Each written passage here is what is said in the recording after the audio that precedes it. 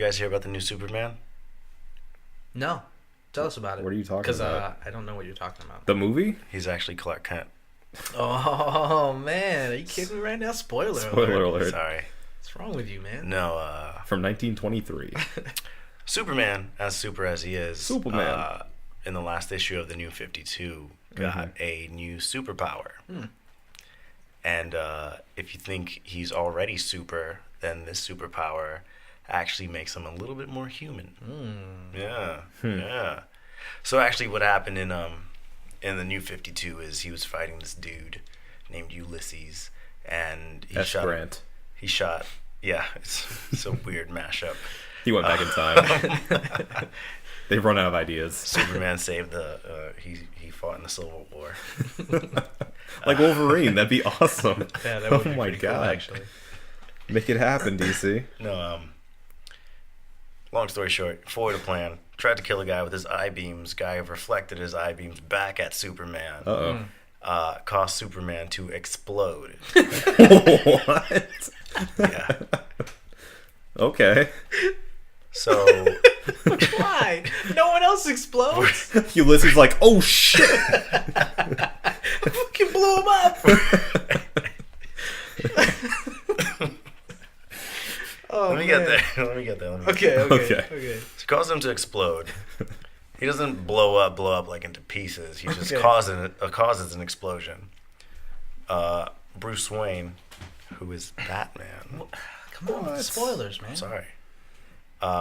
Studying his cells discovers that his heat vision, is actually a precursor to another superpower called his solar flare, which instead of just shooting lasers out of his eyes, is pretty much all out of his body. He dispels all solar energy that he absorbs to get his powers in a huge explosion that like levels a couple city blocks. But as a repercussion of that, he becomes completely vulnerable and human for the next 24 hours. That makes sense. That's pretty cool. Yeah, I like that.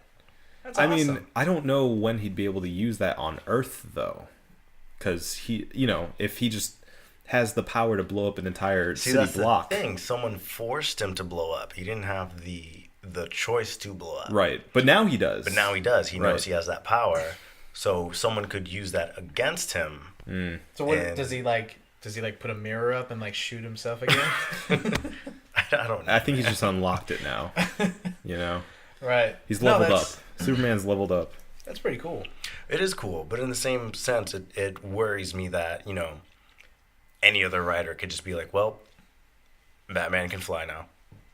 Oh yeah, just adding powers and Yeah. stuff like that. Well, we are talking about fictional characters, so We are, but we are technically- talking about sticking to the lore that Yeah. Right. Superman's this, and this isn't the first time that DC's added superpowers to Superman. Originally, he wasn't able to fly. Originally, he didn't have He just leaped laser tall vision. buildings in a single he was bound. super fast. He was super strong. He could jump high. He could jump high, and that's pretty much what Superman Faster can do. than a speeding bullet. There are a couple other ones, but it's been, I think it's like 20 or 30 years since they've added a superpower to Superman or any other character. But I think it's pretty cool. I like it. I think the dynamic that it adds to a storyline Yeah. that anybody could use against use someone that Superman cares about against him to solar flare and then kill him. Did they say why they felt now was the time? Why it was necessary to add a superpower? I mean, you said just- it's 3 decades. It's been decades Yeah. since they have. Just guessing from And the outset, I mean, I feel like since they are on the New 52, this is a prime chance for them to add dynamics to this character. Yeah. Why not now? Superman used to not be vulnerable to kryptonite. They made up kryptonite in order for him to have a weakness. Yeah. Well, that was a good idea. Well, that's the biggest con of Superman, the character, is that he can be boring because he is so strong. Right. He's basically a god. Well, that's why he's know? boring to me. I don't really find him that interesting. Well, his most interesting side is his human side. Right. So that entire element of him feeling alone because he's an alien, he's not really human. He may look like it, but he's really not.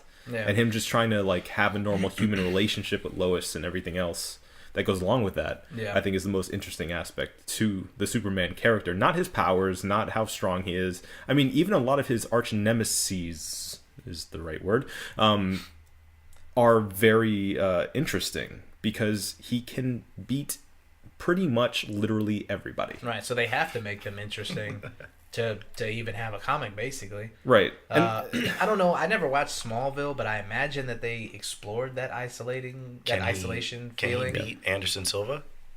Not when Anderson Silva's on the roids. It's true. HGH. That's all it takes. Yeah. Or cocaine. I'm gonna snap a couple of these off. Can I get a hell yeah? Hell yeah! Thank you, sir. Mm-hmm. Got some whiskey back at the crib that I want. Oh, you don't have Snapchat? No, I don't Snapchat. You didn't see? You should Snapchat. It's pretty cool. Like, now I understand it. Like, all the stupid shit I post to, like, the chat. You put it on Snapchat. It's just Snapchat worthy, because that's world. all it is. It's your pointless shit that you want to share, but you don't need to save it. Yeah.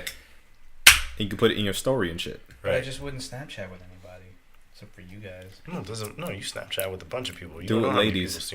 People are on Snapchat. No. I will not. Ladies, That's the agave talking. I have girlfriend. But anyway, back to Superman. Yeah. I like it because it adds a new dynamic to the storyline. Yeah. A lot of possibilities open up when Superman is vulnerable for 24 hours after he,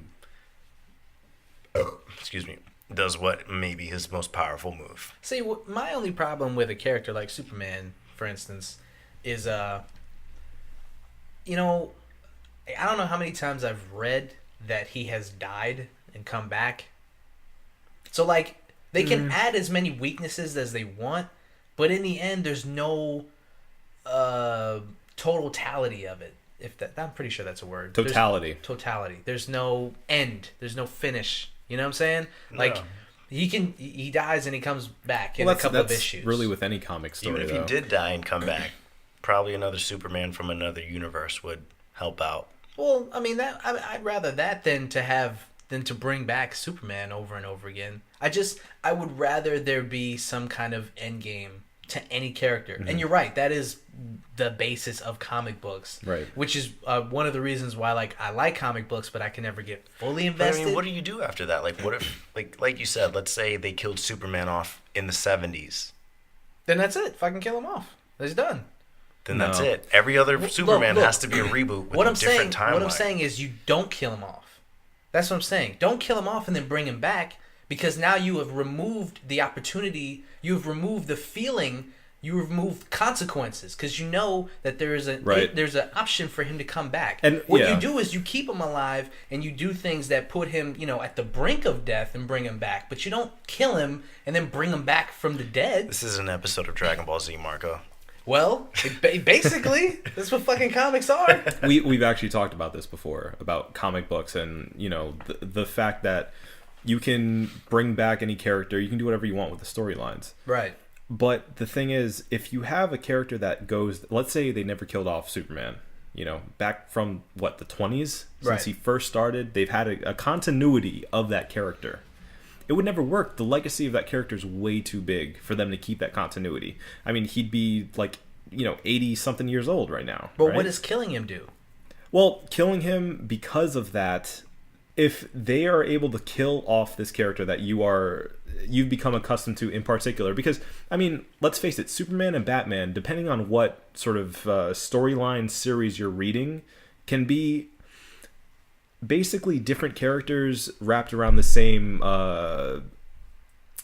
mythos, each writer that writes for these comics in their storyline, like New 52 or Injustice or, anything that is within their own pocket, changes the character a little bit to their liking. Right. You're supposed to assume a certain history with this character, but it doesn't go strictly verbatim throughout history, because the history, especially of DC characters, is way too long for them to keep that up. Because then you run into the thing of, okay, Punisher, for instance, was originally a Vietnam vet. Yes. The farther we get from Vietnam, unless it's like a period piece type story, it's not going to work, because he's going to start getting too old to be the Punisher. So these characters are immortal. They change with the times. They change with us. Blade was originally like I remember talking about this in the podcast before, but Blade was originally like a 70s blaxploitation character, Right. Yeah, and then we see him in the movies later on in the 90s, and he's Wesley Snipes, and it works as like this 90s New York with the techno. You got it so good, Marco. I love it. That's Sandstorm, though. That is It's in Sandstorm. there. No, it's not. No. It's not. Which one is in there? Wah, wah, wah, wah, Wah, wah, wah, Oh, wah, that's wah, right. wah, That's that right. one. That's right. That's right. That is not Daruda Sandstorm. Um, Anyway, my point in saying Watch that, that movie any day of the I know. fucking week. any day, any part you jump into is just forget it. Perfect. Quotables all over that movie, man. Everywhere. Anyway, so my point in saying that is that I understand what you're saying. It would be better if there was more consequence, but I think the consequence is in killing that character within the certain storyline that you're reading. Right. And I get that. And if they killed the character and then rebooted it in a way that disconnected it from that death, then I could understand that. Right. But a lot of times, not all the times, but a lot of times they kill a character, bring them back, and the story continues. They're like, it is within that mythology Right. that he has died and come back. And Right. that's what bothers me, is Yeah. that we're supposed to believe that he's able to come back, and then, like I said, it removes the consequence. So, like, Yeah. what you were saying makes perfect sense. If they kill them, and then, there's no way to believe that some of these characters have lasted this long without rebooting it or telling the story in a different way or reinterpreting the story. And that's what makes comics so awesome. Right. But when you have a story that is supposed to continue and be the same story and he's died multiple times in it, I just don't really see the point in reading it. Yeah. To be quite honest, there's just no point. What's the point of reading the fucking story if, like... I think you just answered your own. You fixed your own problem, though. Yeah, just not read it? No, there are different storylines. Oh, yeah, right. That's why I stick to graphic novels mostly. I don't follow trade paperbacks. Yeah. Just Yeah, because because the graphic novels are usually like, that is the story there. Yeah. And each one... it's compiled. It's Right. a full story, and that's it. Right. So, anyway, Pretty cool, though. I like it. Just on the surface level, it's pretty cool. Makes power. me want to start reading it and picking it up. I hear New 52 is actually pretty good. I heard Overall. it's ending, too. Yeah. Yeah, Killing that shit. they're not killing it. It's fucking over. No, That's it's one storyline. It's a run. Yeah. one arc. It's done, son. They've had a good Worth a read.